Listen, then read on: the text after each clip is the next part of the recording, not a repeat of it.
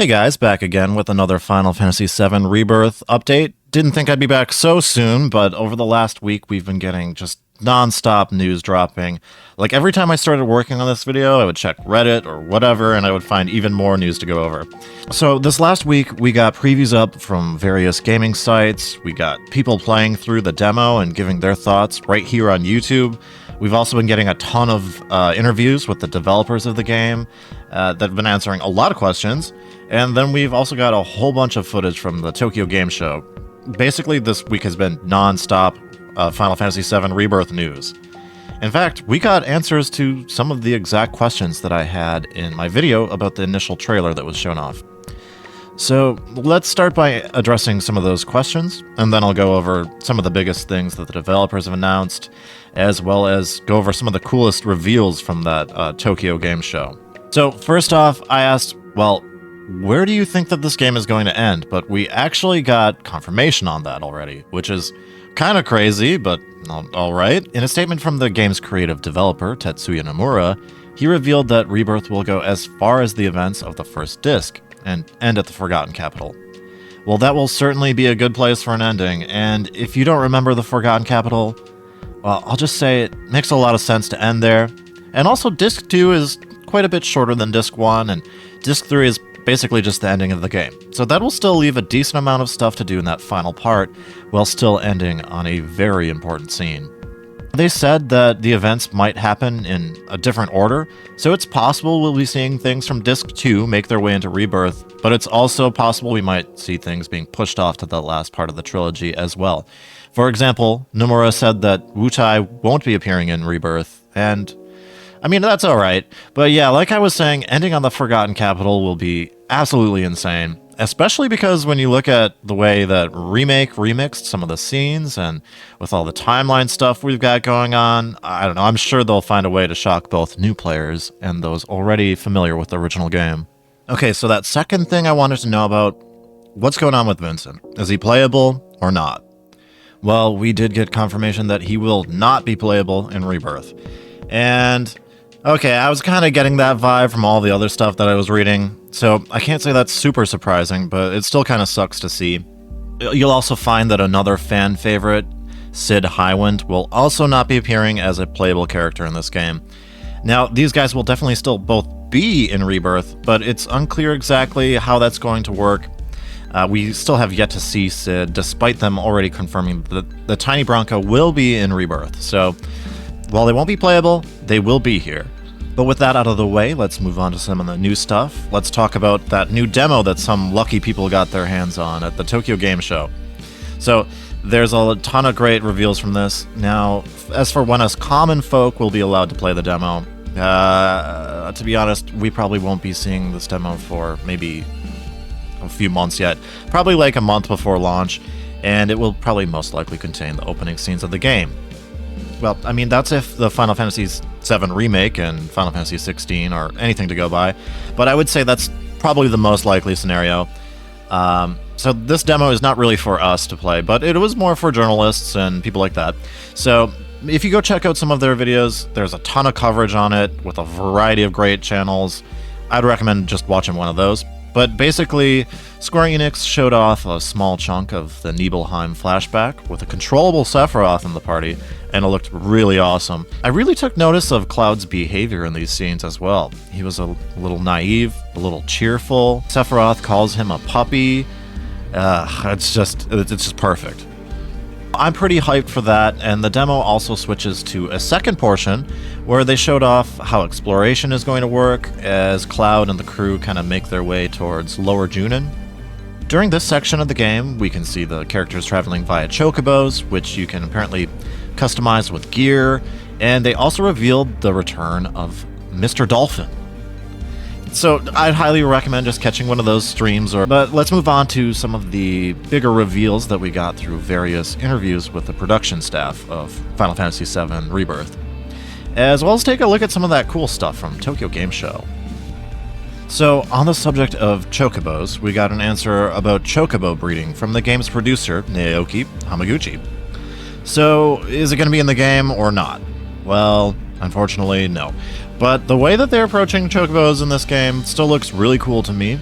And if you're familiar with the original game, you can it's pretty similar. You find some chocobo tracks out in the wild. You can sneak up on them in the tall grass, and then you can catch them. So it looks like you won't be fighting monsters alongside the chocobos. You just sneak up on them and get them. Once caught, you can equip them with gear that will affect their stats, and you can even enter them in chocobo races at the Gold Saucer, of which they've confirmed there will be multiple courses for. And I could be wrong about that. Maybe you will still fight monsters when you're trying to catch the chocobos. Don't quote me on that one.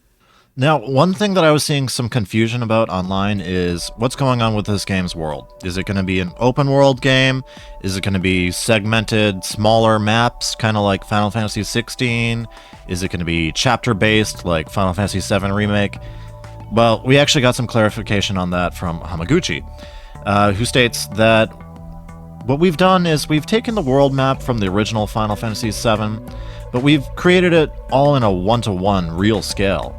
So all of the dungeons, all of the cities, everything in that world is now included in the same space. One seamless map. That sounds really awesome to me. One of the most common complaints about Remake is that it feels too linear, which, I mean, I kind of agree with that, but Midgar was always kind of linear, and for that portion of the game, I think it works. But I also don't think it would have worked for Rebirth. Luckily, with the footage that Square showed off, this map is going to be really big. And Hamaguchi also pointed out that although the world is large, you won't have access to everything right off the bat, but rather as you progress through the main story, you'll find modes of transportation that will open things up more and more, until eventually you've uncovered everything it has to offer. I mean, that kind of makes sense to me. That's basically how that worked in the original Final Fantasy VII as well, so, I'm just glad it's looking quite massive and quite open. Now, one cool thing that they added is these towers that you can find out in the wild, which we can use to help our boy Chadley with some research or whatever. But while this idea is straight up ripped out of other games in the genre, I actually kind of liked them in Breath of the Wild, and I'm sure that these towers are going to be helpful in uncovering the whole map. And at least they're incentivizing it with Chadley or something, maybe he'll give us some materia or whatever Chad does. And as far as towns and cities go, well, we did get a quick look at Calm, and it looks really beautiful. Now, honestly, this is not exactly how I envisioned the town to look, but what they've done here is really awesome. It's much more lively than the original game. It looks kind of like, I kind of get some Final Fantasy IX Alexandria vibes from it, right? And it looks like you'll be able to pick up a bunch of side quests in this town. Just generally speaking, it looks a lot bigger than I was expecting. And I guess that kind of fits with what they're going for here. So that initial trailer from last week revealed the Gold Saucer, and they've already announced the return of most of our favorite minigames.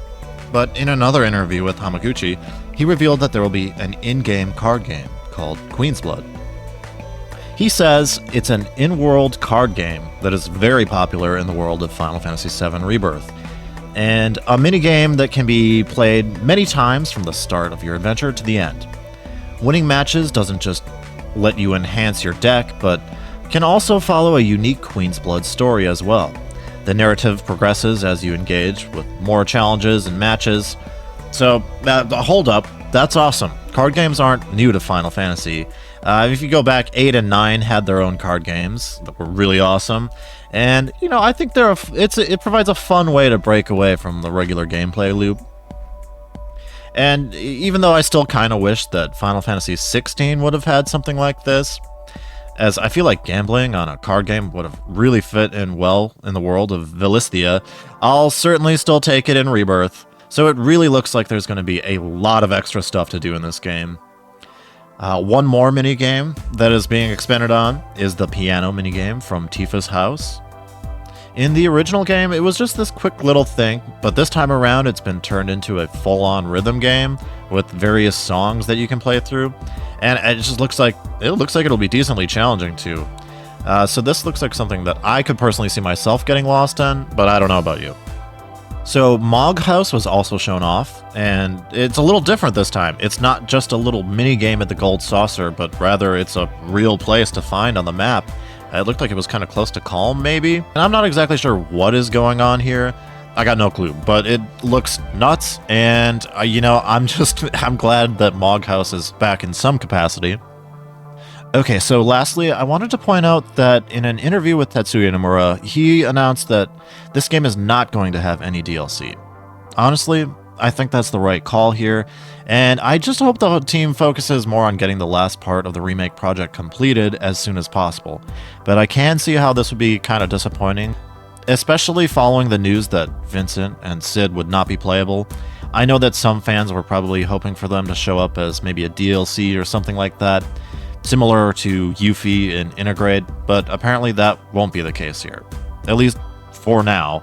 After all, Square Enix also said that there was no DLC being planned for Final Fantasy XVI, and here we are getting 2 DLCs for that game. So, but you know what? Again, I would just prefer them to focus on getting that last part done as soon as possible. Now, obviously, we don't know how long we'll have to wait for that final part of the trilogy, but I do believe that Square Enix stated already that they've been working on the last part, and we hopefully shouldn't have to wait nearly as long as we did between Remake and Rebirth. Anyway, guys, this game is really shaping up to be something special, and I can't wait for this one, but if there's anything that I missed, any other big news stuff that I missed, well, let me know in the comments, and yeah, until next time, see ya, peace.